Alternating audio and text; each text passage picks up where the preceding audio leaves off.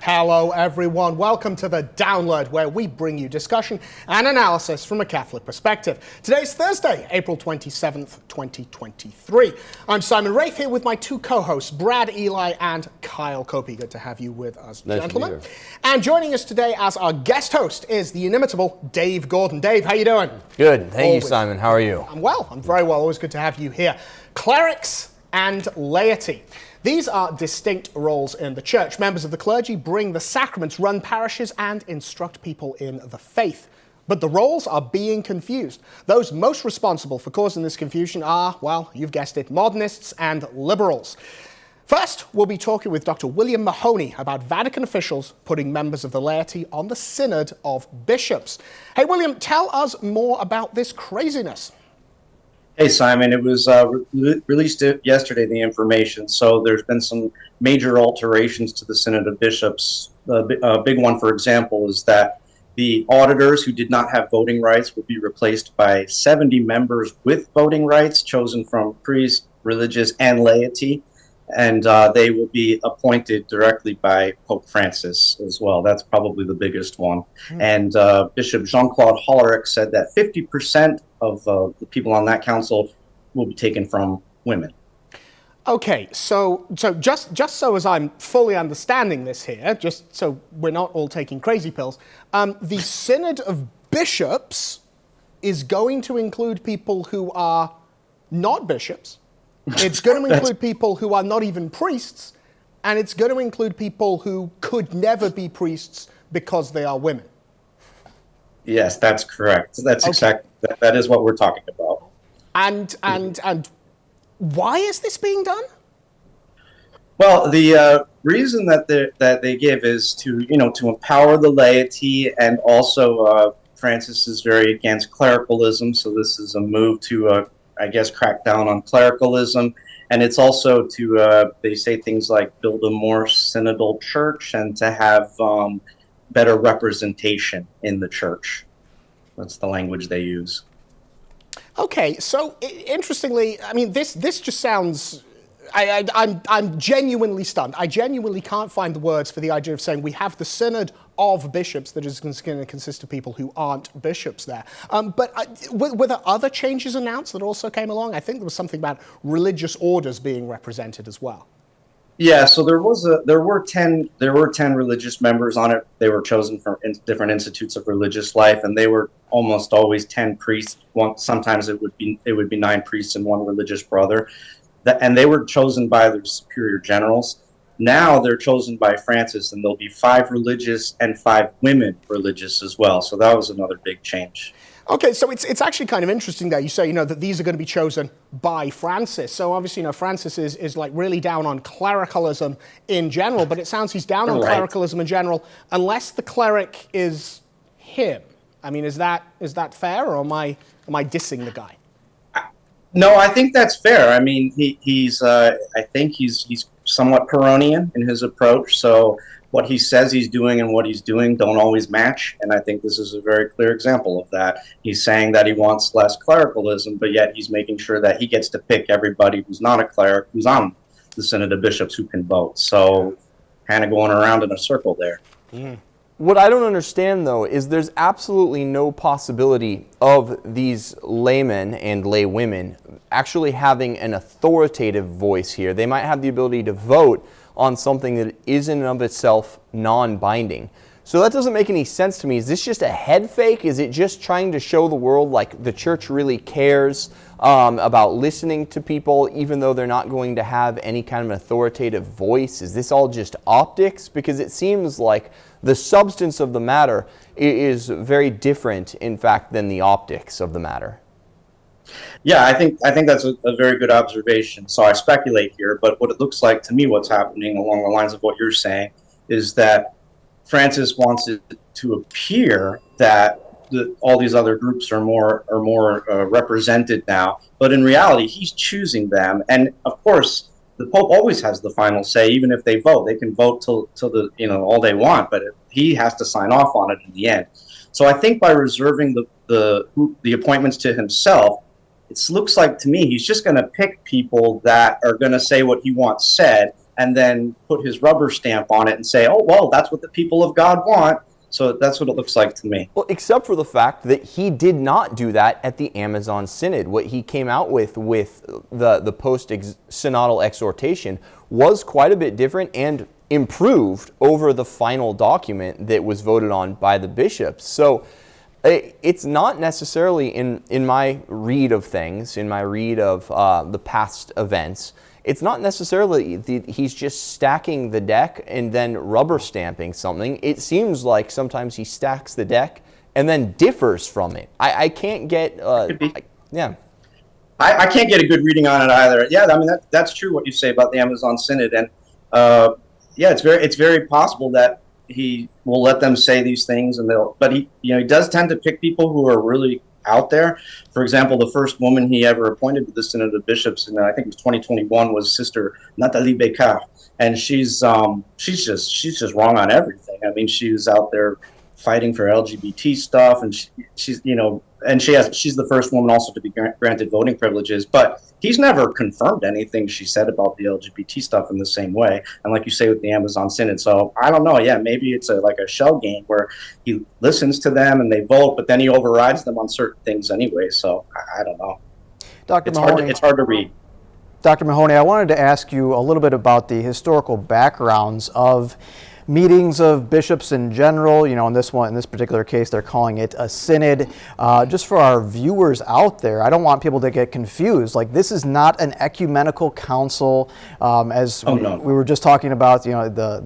Whatever comes out of this has to be ratified by the Pope. He could choose to wipe it off if he wants to. But just could you give us a little bit of history about specifically lay participation in synods and even in councils historically throughout the church? Yeah, so the Synod of Bishops, Paul VI erected the Synod of Bishops, and it was supposed to be, or the way he set it up was, they were bishops from around the world, and they were just an advisory board to him. So that's what it is. They have general assemblies. They also have special assemblies and extra special, or I don't know. They have there's a second one too, but they have general assemblies, and this upcoming General Assembly in October, Francis has dubbed the Synod on Synodality, but it's really just one of their general assemblies. It used to be for this that there were lay people there, but they were auditors. They were just listening to what was being discussed. This is the first time now that you have lay people who will actually have voting privileges or voting rights during this synod. But it's not. The Synod of Bishops is not an ecumenical synod. It's not like the Amazon Synod. It's a advisory board to the Pope consisting of bishops from around the world and now of non-bishops. William, going back to 2015 with the Synod on the Family, Ed Penton wrote a book on rigging the Synod. Now, he's a very fair, balanced, experienced Vaticanista there in Rome, and his take on it was that there was a rigging going on at that Synod, that they were trying to posture an outcome there. And then yet the Pope Francis wrote Amoris Laetitia after that, seemingly something as if it was called for by that synod. And we know that was packed full of problematic statements that everybody was interpreting different directions, giving communion to the divorced, remarried, and all these types of things. What do you think, if this is a type of, somehow packing, for an outcome, posturing for an outcome here. What do you think might be the goal? I mean, this is like 4-tier chess or maybe 5, but what would you think possibly would be the goal if we are stacking the deck with lefties and leftist bishops? What's the goal of it? I mean, the goal is to turn the church into not the church while calling it the church. It seems to be the goal. It will just end up, of course, they're not ultimately going to be successful because the gates of hell will not prevail against the church. But I think the goal is to have another, almost like Catholic Protestantism, it seems to be the goal. And with all the things they push, I mean, for example, the secretary for the Synod of Bishops, who's Cardinal Mario Grech, he's from, when he was Bishop of Gozo, the Maltese island, when they allowed gay unions there on the island, he was literally on television saying it was a great decision. And he also was asked about divorce and remarriage. He said it's not black and white. So it's pretty clear that this cardinal is not in line with church teaching. So with people like that, and Natalie Beckhardt, seems to me like they want to have something like the Synodal Weg, right? The Synodal Way in Germany. They want to have a church that's really not the church. It's a big tent. It's inclusive. It's a seamless garment. They want something like that. That's what it looks like to me. And as you say, they won't be successful in that. Thank you very much. Yeah. B, every time you come on, every single time you come on, you bring me news, and every time I say, this is the dumbest thing I've ever heard. Today, this is going to take some beating. We have got a Synod of Bishops, which includes people who are not bishops, includes people who are not even priests, and it includes people who can never be bishops or priests. Once again, B, you never fail to find something just completely ridiculous for us to talk about. I'm here for you, Simon. You are here for me, B. I feel that. I feel that you've got my back. Thank you, B. I'm sure we'll be talking with you next week. All right, and now for the main topic of this episode, the role of the clergy and the role of the laity. All right, all of us here, unless you got secretly ordained, Dave, I don't think it is, all of us here are the laity. So what is our role as the laity in the church? What have we got? Well, it's not to play priest, that's for sure. Vatican II, actually, I think rightly so, emphasized the universal call to holiness. This idea, prior to Vatican II, I think, was out there, that holiness is for priests and religious and that type of thing. And the rest of us schmucks can just kind of, mire along in our lack of holiness. So the fact is that God not only wills all men to be saved, although probably won't, have that will fulfilled because of our own wills involved. But the fact is not only that, but he has a special plan for everybody. He has a special path for everybody. And that part of that, he doesn't will you just to be in heaven, he wills you to be holy. Not only to be with him, but to be like him. Holiness, be like God. Be like God. To not just kind of get into heaven by the skin of your teeth, but to like... And that's, I think, the difference between Catholic and Protestant. Protestants don't really talk about that, They just say, you're going to be in heaven and with everybody, and that's the thing.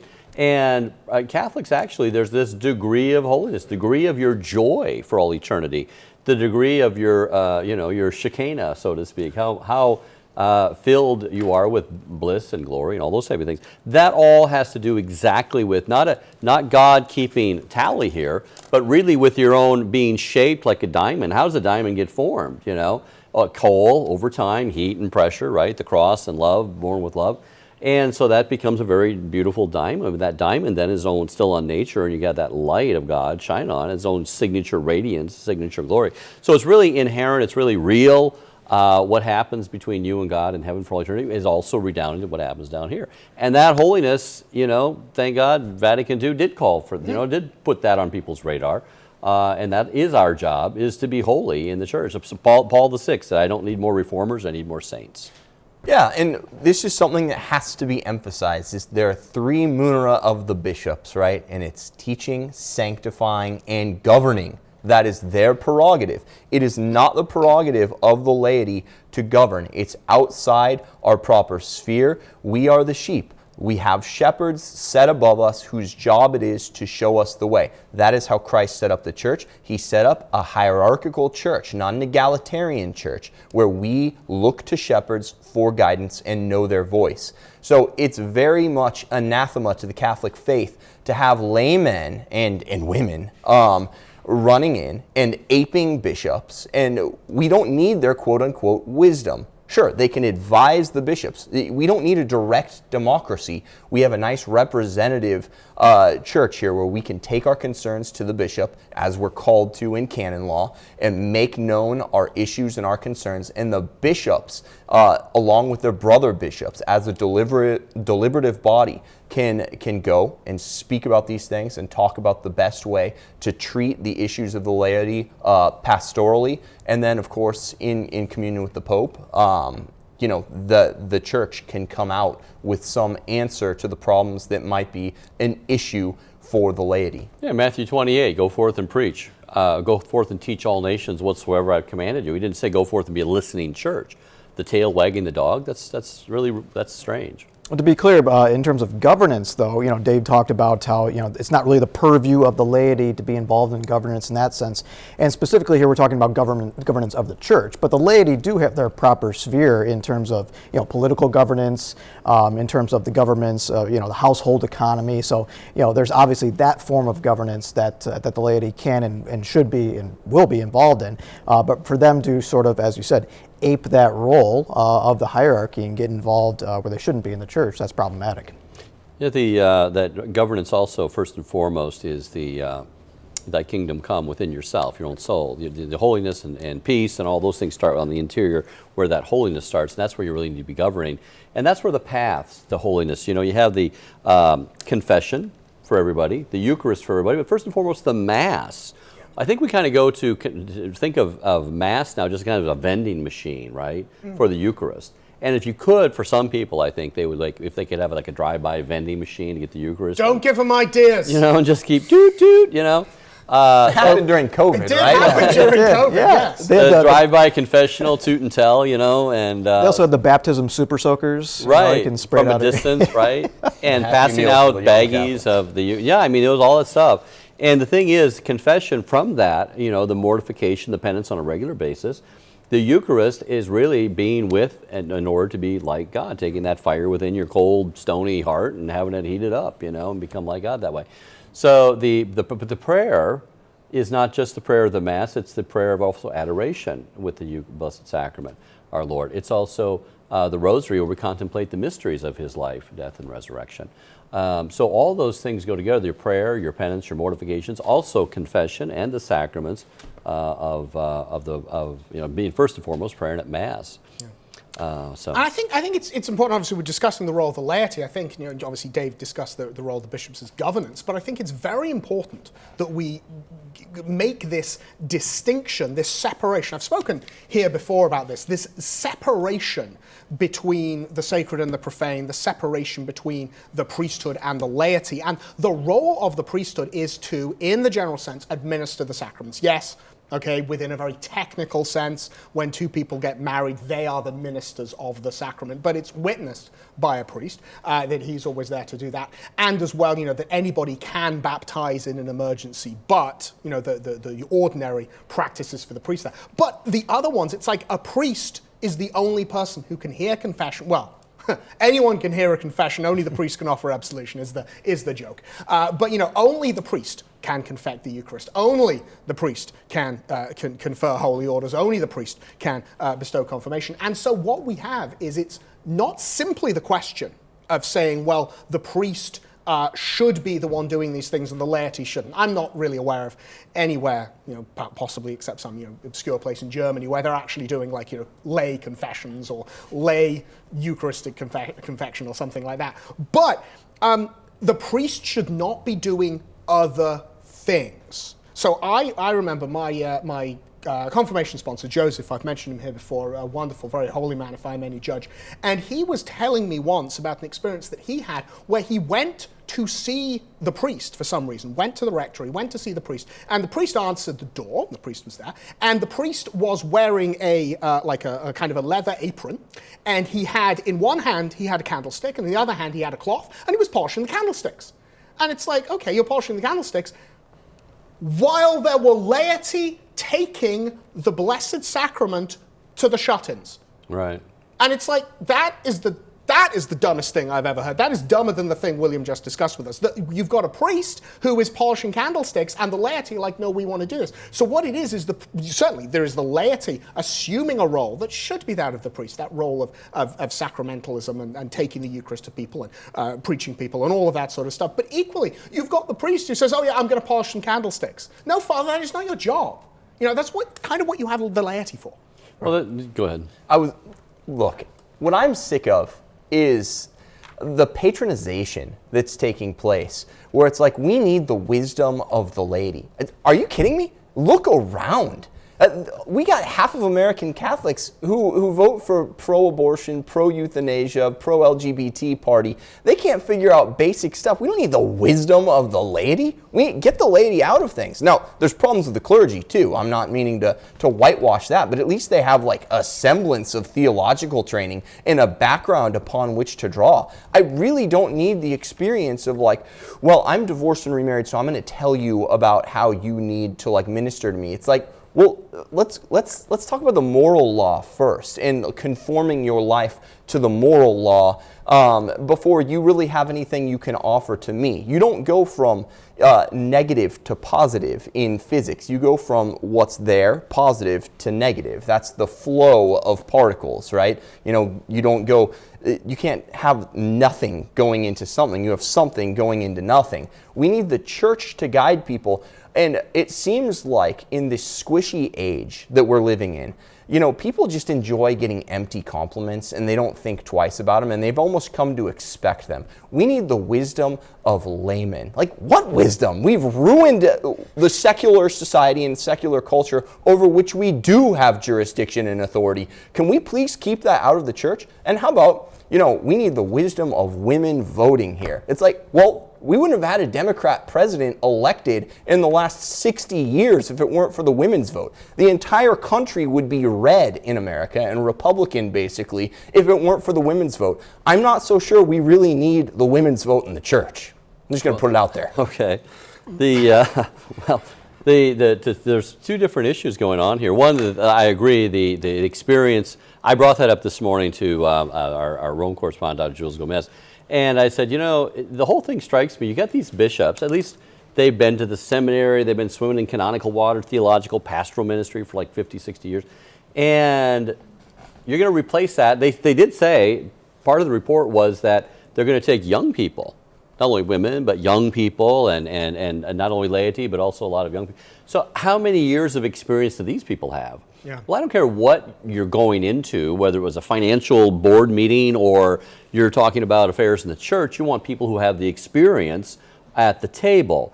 And you don't take people with experience at the table and sideline them just so you can say, I have people with very little experience going in to vote. Well, that's what I put out there. I thought it was kind of a common sense thing, right? That you don't want to have inexperienced people at the table, whether they're lay or not. And I think his point well taken. Not a lot of lay people have a lot of experience, and what they do is probably not the best. So the response was, well, I've seen a lot of the bishops here floating around, you know, the Vatican, and a lot of those guys, you couldn't do much worse because they're already lefties. So there's a lot of lefties already packed there. And to put lefty laity with lefty bishops voting at the same table, you're probably not going to get much of a different outcome than what you'd already had. At least they're conversant in theology, though. Laity, it's just like, it seems good this way. You're going to get a lot of yes men going on there. You brought up the specific issue of, you know, talking about somebody who was divorced and remarried, and it's this question of, well, this is how you need to minister to me.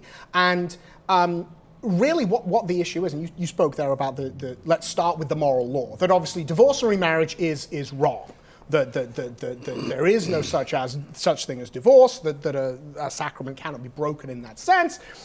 So that is the moral law, that's the teaching. The role of the divorced and remarried laity would be to say, okay, I've made this mistake, I've engaged in this behavior that I now realize was wrong, I have come through, I have repented, and now here is my lay ministry for making sure that people don't do this moving forward, on people who are in this position right now, that this is how you can get out of it, this is how you can go and navigate your way through. That, I feel, is an appropriate role for the laity, in just the same sense of, you know, you don't come along and say, okay, well, I'm somebody who's had an abortion, and therefore we're going to come along and say, well, okay, abortion has got to be okay in the church because I've had... No, it should be a question of I've had an abortion, and here's how you can recover from the trauma of that. Here is how we can avoid that from happening in the first place, a pro-life ministry. Same with, you know, homosexuality, drug abuse, all of these things. It's like, okay, I've been here, I've been to the dark place, and I want to stop you going there. Not, I've been to the dark place, and to make myself feel better, I'm going to bring darkness to everyone else. You keep going back to the role of the laity in that, and what happened was at Vatican II, there was the universal call to holiness. People were rightly, you know, and there was clericalism, I would say, probably at the time, where, you know, the priest is kind of a bit of a ruler in his parish more than in a pastoral sense. But what happened, the interpretation then was that people should then be like priests, taking communion to the shut-ins, passing out communion at the altar railing, preaching at Mass, okay, and doing those roles that were specifically set aside for the priest.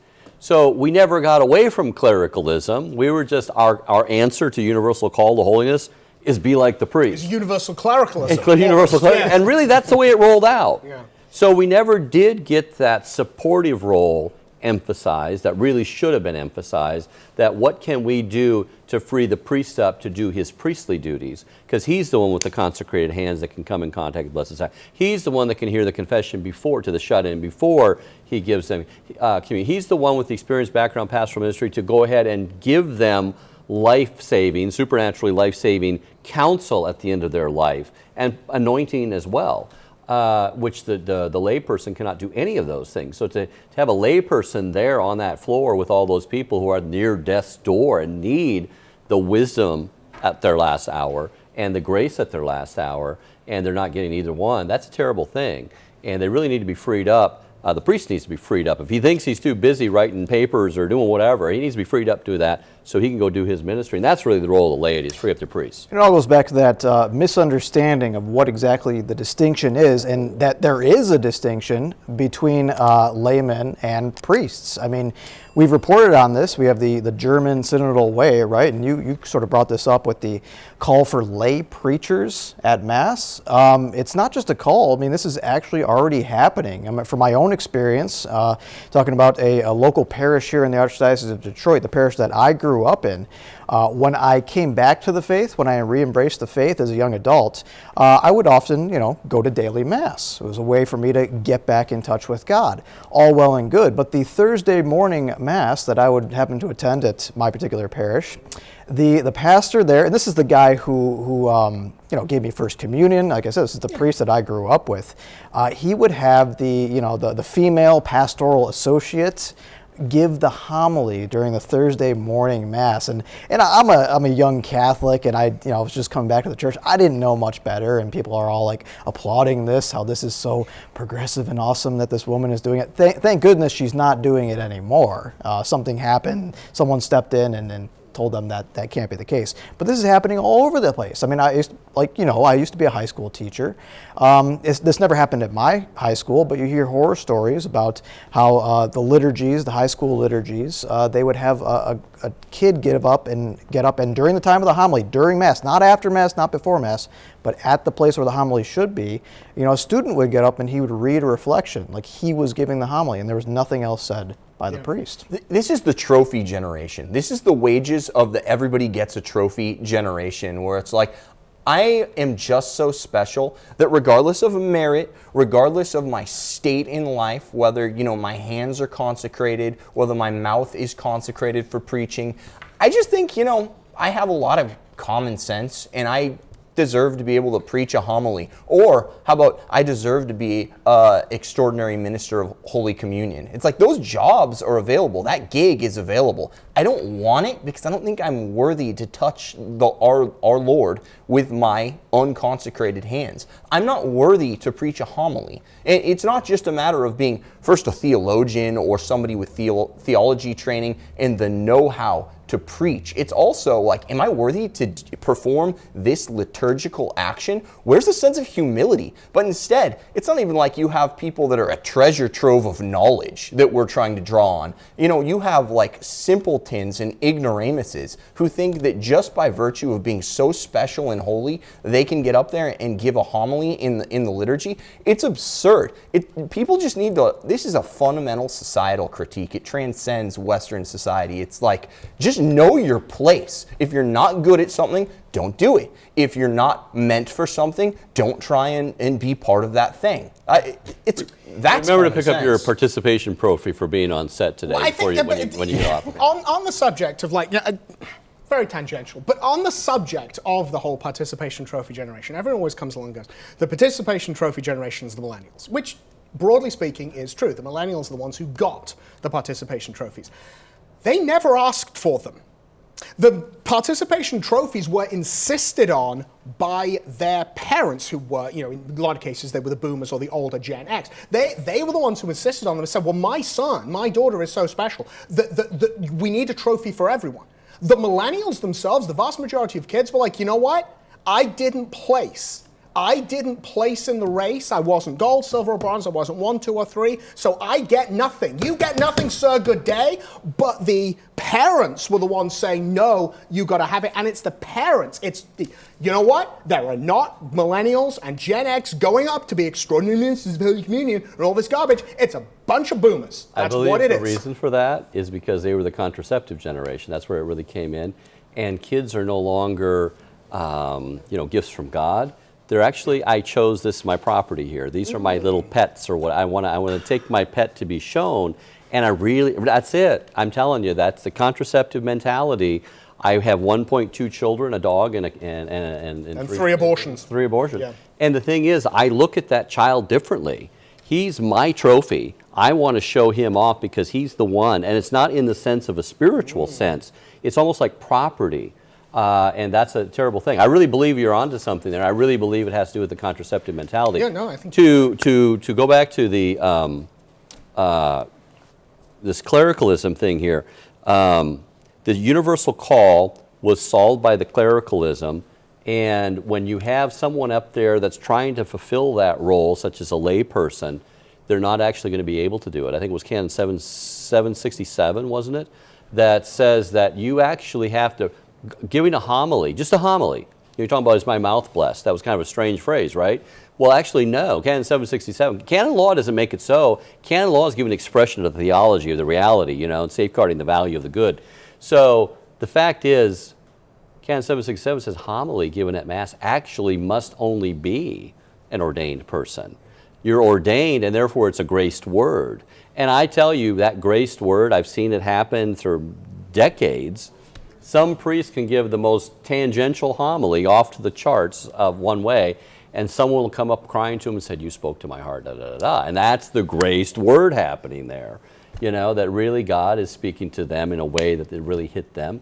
And he made sure that that spear is sharp when it goes into their heart. I just want to emphasize to people that this is church law. This is canon law that says it's not just like, oh, it's bad practice to have your neighbor give the homily at Mass. No, it's actually you're going against church law. This is very serious stuff here, and it's not only canon law, it's liturgical law as well. I mean, for people who don't know, if you actually want to read how the Mass should be, what it should look like, even the Novus Ordo, you pick up something called the General Instruction to the Roman Missal, the GIRM for short.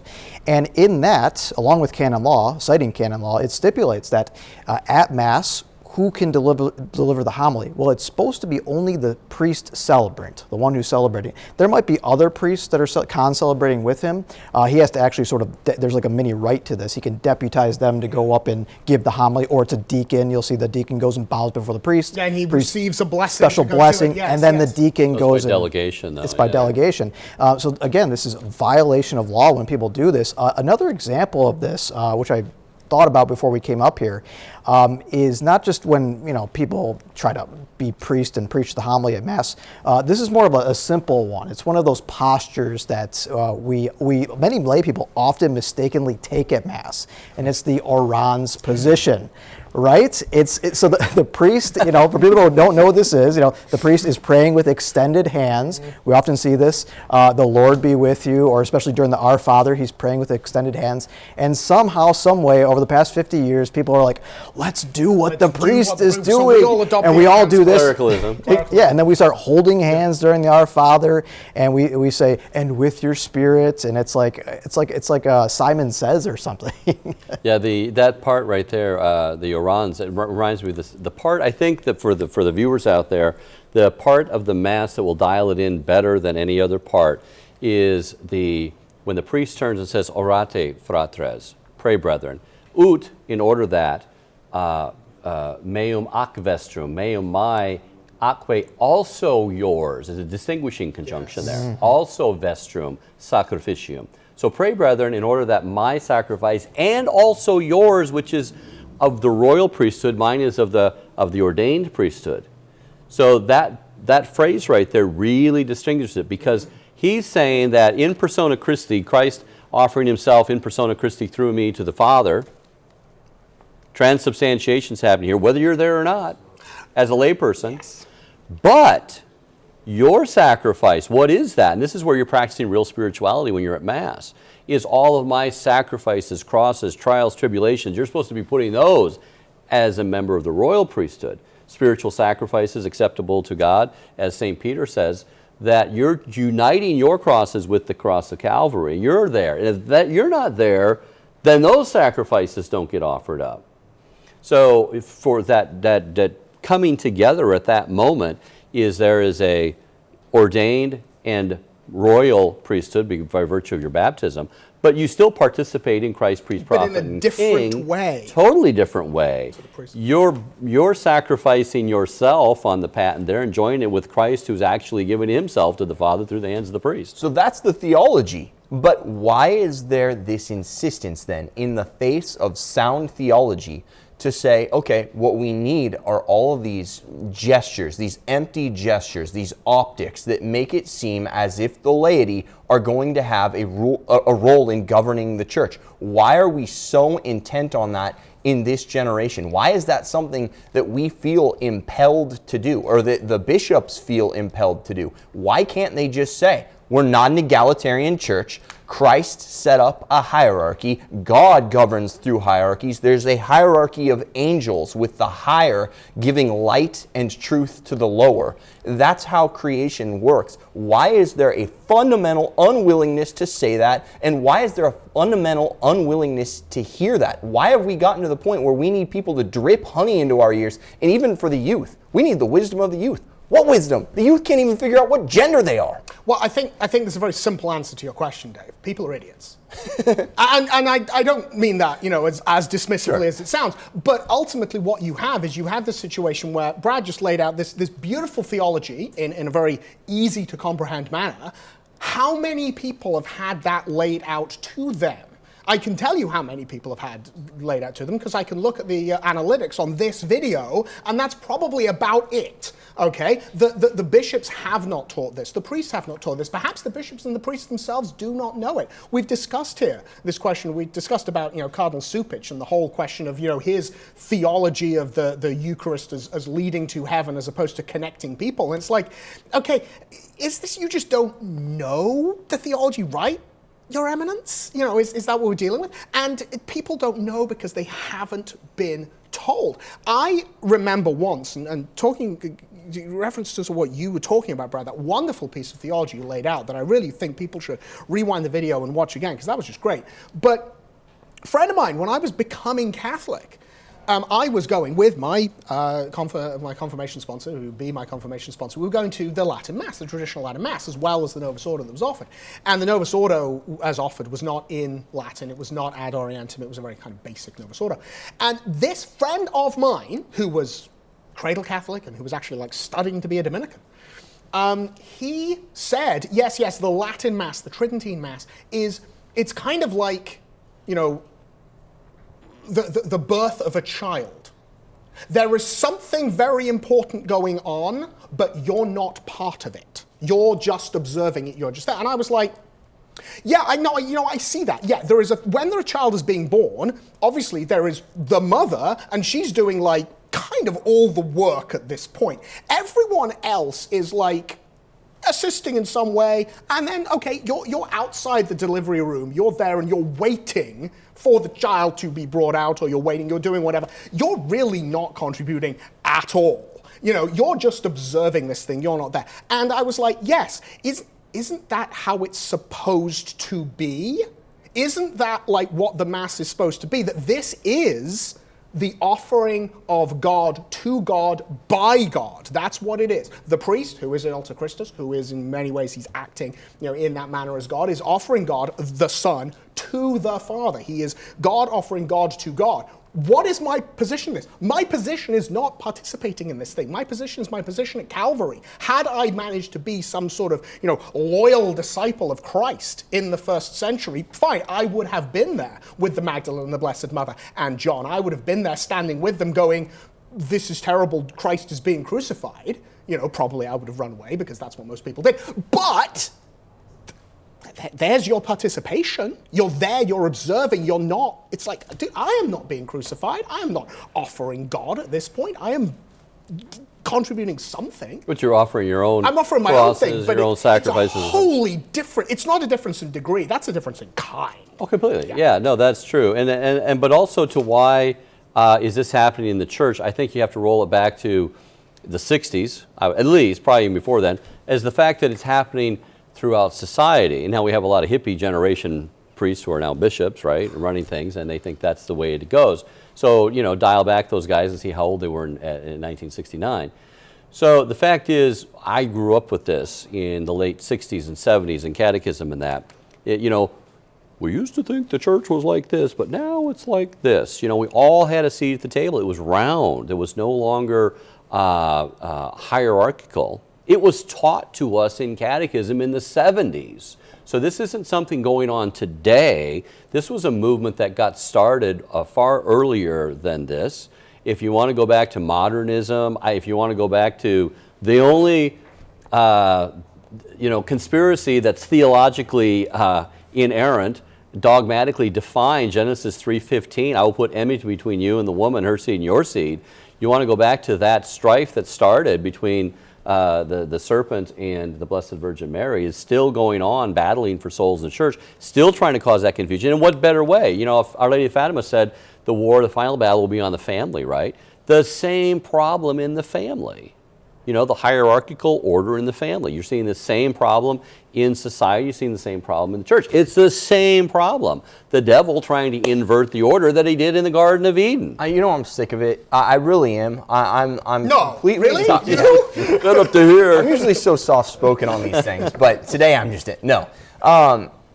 It's the fact that the same people who had the sheer audacity and sand to try and upend the divinely instituted order in the church and the family, when you come and you're a counter-revolutionary, so you're trying to do away with the innovations and the revisioning of, sorry to say, the boomer generation on the church, they're the ones that get the most scoldy, the most aghast, the most imperious, and, they try and ruin you. Words, you will. Yeah. It's a lot of words Dave uses. You got to look at. You know what I mean? Like the people who get the angriest and the most bitter and try and be your undoing, and they come for your job and they, go and shriek to the bishop, they're the revolutionaries. The revolutionaries are the ones that are most insistent that you can make no revolution on the status quo in the church, which is in and of itself a revolution. It's bizarre and it's ironical. Well, it's the way, isn't it? I mean, come now. Martin Luther, the arch revolutionary of the church, Martin Luther, once he had his revolution and he had kind of set it in, Luther was like, no, you cannot deviate from, my gospel. And he was no. Once you revolt to achieve power, you will hold on to it, because that was the whole, you didn't want revolution for truth, you wanted revolution for power. Well, every liberal was that way. There was never a true liberal, never a true one that said, okay, well, your way or my way, that's either way, I'm fine. No. On the way up the ladder, until they're in position of power, they're completely liberal. Can't we just dialogue? Can we talk about this? The Phil Donahue spiel. But, right? but the fact is, when they are in power, and I'll tell you why, because they don't believe there's a real hierarchical order. They don't believe in actual dogmatic truth. They don't believe in the essence of truth itself, that they are all constrained to that will be flowing from God through our. So basically their motif is, you're a dictator, you're in charge, that's just coming from you, I don't need to follow, and when I get to your position, I'm going to be that guy, because I have the same mentality of what that position is. Well, that was Nancy Pelosi, of course, when she was talking about the ordination of women, and she had comments that were essentially saying, it's time women had that power in the church, and it's like, lady, you do not get it. You do not get what the priesthood are. Yeah, so we got to get a little bit of spirituality here for the people out there. The path of holiness, there is one call and one call only, one vocation, and that's the calling to holiness.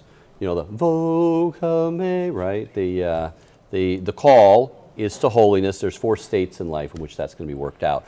You're going to be priest, married, priest, religious, married, or sanctified single life. A lot of people think I can just be single, and well, no, sanctified single life. You got your crosses and your Yeah, sanctification. you're just Billy No-Mates if you're not like sanctified single. So in all four of those areas, and basically in any one of those areas, there's going to be a balance of contemplative and active. No matter who you are, you could be Michael Voris, for instance. A lot of active, but you also got to be contemplative. And the contemplative, the Martha and Mary, back and forth. And if there's not that balance, and you got to realize that any of the active, any of the Martha coming on, starts with the Mary on her knees praying for the grace. You're just like a battery, and if you don't charge up that battery, sooner or later the flashlight's going to run dead, the fan's going to run dead, whatever you got hooked up to those batteries, whatever your active ministry, it's going to fizzle out and fade away. And our Lord says that Mary has chosen the better part, right? She did. There's a blending of semi-contemplative that can be in some ways appropriate, because there's always going to be, never going to be complete prayer,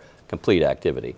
But yes, if you're just completely bustling about, and I think that's the greatest error for the laity and for religious and for priests today, is I'm all about active this, active that, liberation theology, I got to go save the world, one spoonful at a time, and forget the fact that you are actually, they lost their eschatology.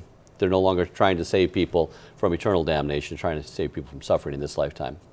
I think it's something that we need to point out, because I think people are going to hear this and what's going on, and the skullduggery that's taking place and the bad optics that are taking place that are almost, in a lot of people's minds, replacing substance. I think what we need to do, because one of the main things, and I remember Cardinal Burke saying this back at the Synod on the Family, like, no matter what, stay faithful. A lot of this, the optics, they're not true to what's actually happening in the church. So even at a genuine synod, it's governed by Canon 343, where you have people, even the bishops, when they have their final document, the bishop's final document at a synod, it is only advisory. It's only there to illuminate the Pope and help guide his decision, which comes out in that post-synodal exhortation, and that is what's magisterial. So you're going to have these 70 lay people voting in this synod on synodality, and it's not going to be a binding and magisterial vote. So I just want to tell that to the people, so they're not like, what's happening in the church? Is there a genuine revolution? Do I need to go and do something zany? Do I need to go and join the SSPX? Maybe they were right. No, stay faithful. This is empty optics. The canon law still governs. Ultimately, the ball is in the Pope's court. And after the Amazon Synod, where the Pope walked back, Pope Francis himself walked back the excesses and the bad theology that came out of the final document, have a little bit of faith. You're not just dealing with a mere man. You're dealing with the Pope, who is kind of more than the sum of all his parts. He's a gestalt. He has a charism where he is not going to lead the church into error habitually. And the people who are freaking out about that, they've honestly fallen into a sort of despair, a sort of faithlessness in the fact that the Holy Spirit does guide the church. And where were people?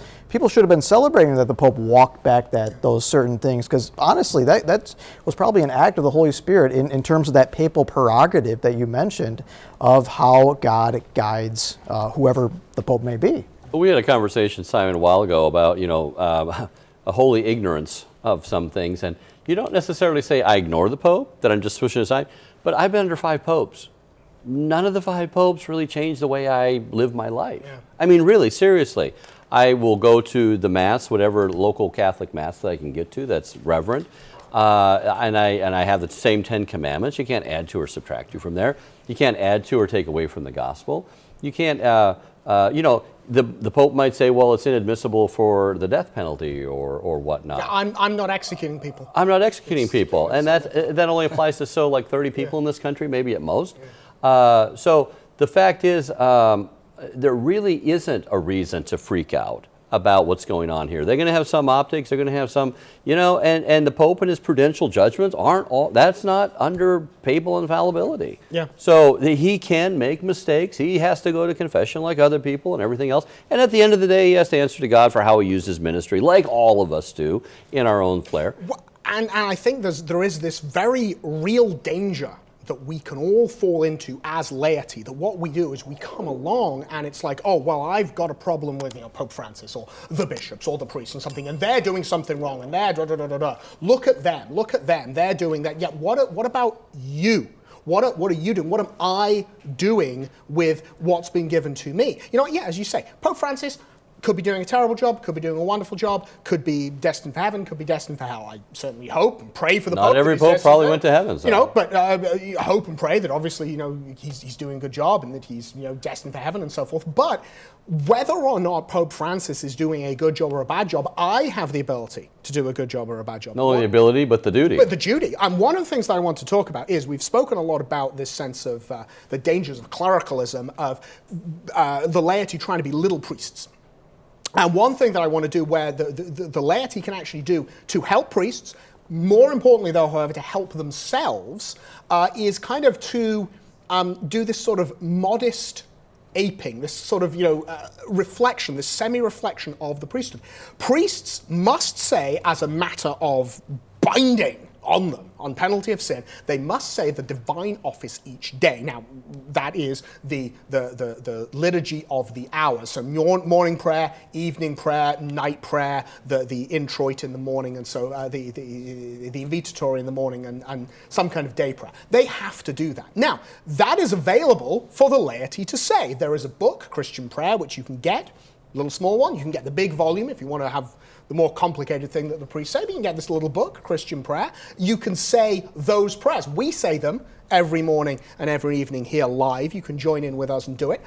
The whole idea behind these prayers is that the day is peppered throughout with, there's like a prayer in the morning, there's a prayer in the midday, there's a prayer in the evening, there's a prayer at night, and so forth. Well, okay, you as a lay person, even if you're not saying, well, I'm going to formally pray the divine office, which you could do, perfectly fine to do, but you should be peppering your day with these small prayers. You should be living your life to that call to holiness, which is what it is. You shouldn't try to be doing the governance of the church, as Dave has said. You shouldn't try to be doing all this, massive, crazy activism and so forth that you're bustling around. No, what you should be doing is you should be taking the actions that are appropriate to your state in life, husband, father, mother, child, student, worker, whatever you are, tinker, tailor, soldier, spy, whatever you happen to be, you should be doing that to the best of your ability for the love of God, and you should be peppering your day with prayer. The short phrase that was bloom where you're planted.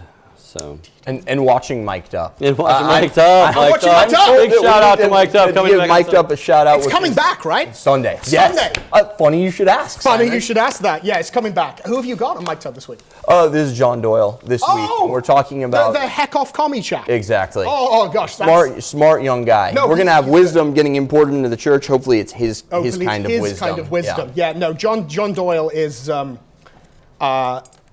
Yeah, he's always got something to say. I will say he's always. I follow the guy on Twitter. I see him, and you see him stuff that he says. It's always like you kind of go, well, he's not wrong, is he? It's one of those moments. No, I do like John Doyle. So that's going to be great. No, it's coming back, and that's going to be a weekly show every Sunday? Yep. Every Sunday we're releasing a new Mic'd Up. Good. And for the time being, not paywalled, free. So everybody please tune in. Yeah, good. Excellent. Well, of course, thank you so much, Dave. That's absolutely wonderful. Anyway, thank you for joining us for today's episode of The Download. Do not forget all of the other shows that we have on the site. Obviously, we've got Brad's Rome Dispatch, which is, I believe, every day, and he talks to Dr.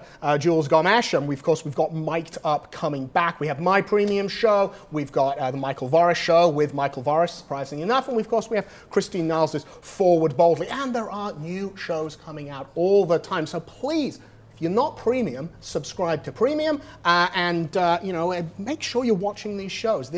We produce these for you to watch, not for our own amusement. Anyway, now please join us as we finish in prayer, begging Our Lady's intercession for our nation and our church and the priesthood.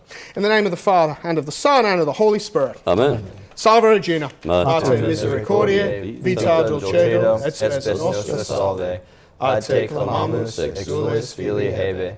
Ad te suspiramus, gementes et flentes, in hoc lacrimarum vale. Ergo, advocata nostra, illos tuos misericordes oculos ad nos converte, et Iesum benedictum fructum ventris tui, nobis post hoc exilium ostende, o clemens, o pia, o dulcis Virgo Maria. Amen. In the name of the Father, and of the Son, and of the Holy Spirit. Amen. Thank you again for joining us for The Download. We will be premiering a new episode like this every weekday at 5 p.m. From all of us here at Church Militant, may God bless you.